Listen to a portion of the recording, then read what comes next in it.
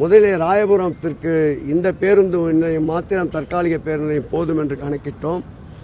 ஆனால் போக்குவரத்து மற்றும் வந்து செல்லுகின்ற மக்களுடைய எண்ணிக்கையை பார்த்தால் 1,00,000க்கும் அதிகமான மக்கள் வருவார்கள் என்பதை கணக்கிட்டு கூடுதலாக இன்னொரு துணை தற்காலிக பேருந்து நிலையமாக தீவுத்திடல் பகுதியிலே சென்னையினுடைய மையப்பகுதியாக இருக்கின்ற அந்த பகுதியிலே இருந்து நீர்வளத்துறை மற்றும் தமிழ்நாடு சுற்றுலா போக்குவரத்து மேம்பாட்டு கழகத்திடமிருந்து அங்கே ஒரு 4 ஏக்கர் இடங்களை பெற்று அங்கும் மேம்படுத்துகின்ற பணியை துவக்கி இருக்கின்றோம்.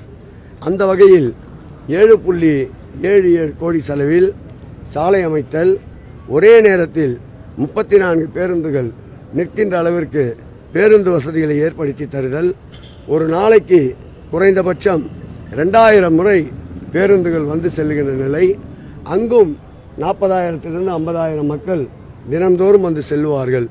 இவை எல்லாவற்றையும் கணக்கிட்டு மக்களுடைய அனைத்து தேவைகளை நிறைவேற்றுவதற்கு காலையிலே அந்த இடத்திலும் முழுமையாக ஆய்வு செய்திருக்கின்றோம். இந்த திட்டம் வடசென்னையினுடைய வளர்ச்சியின் பொற்காலம் என்று சொல்லலாம்.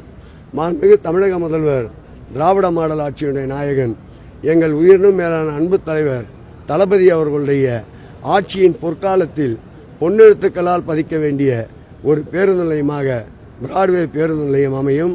இதனுடைய ஒட்டுமொத்த தொகை சுமார் 800 கோடி ரூபாய் அளவில் இந்த பணி திட்டமிட்டப்பட்டிருக்கின்றன. அதில் சென்னை பெருநகர வளர்ச்சி குழுமம் 160 கோடியை ஒதுக்கீடு செய்திருக்கின்றது. சென்னை பெருநகர மாநகராட்சி 500 கோடி ரூபாய் அளவில் இதற்கு ஒதுக்கீடு செய்யப்பட்டிருக்கின்றது. பல்வேறு துறைகளிலிருந்து எங்கெல்லாம் நிதி ஆதாரங்கள் இருக்கின்றதோ அந்த நிதி ஆதாரங்கள் எல்லாம் இணைத்து 800 கோடி ரூபாய் அளவிற்கு இந்த பெருந்திட்டம் வடசென்னையின் வரப்பிரசாதமாக அமையும். அதை மாண்புமிகு முதலமைச்சர் அவர்கள் நலத்திட்ட நாயகன் மாத்திரமல்ல, வருங்கால மக்களுடைய தேவைகளை அறிந்து திட்டங்களை தீட்டுகின்ற திட்டநாயகன் மாண்புமிகு தமிழக முதல்வருடைய பொற்கரங்களால் இந்த பேருந்து நிலைய பிராட்வே பேருந்து நிலைய பணிகளுடைய துவக்க விழா இந்த மாதம் 25ஆம் தேதிக்குள் நடைபெறும் என்பதை மகிழ்ச்சியோடு தெரிவித்துக் கொள்கிறோம்.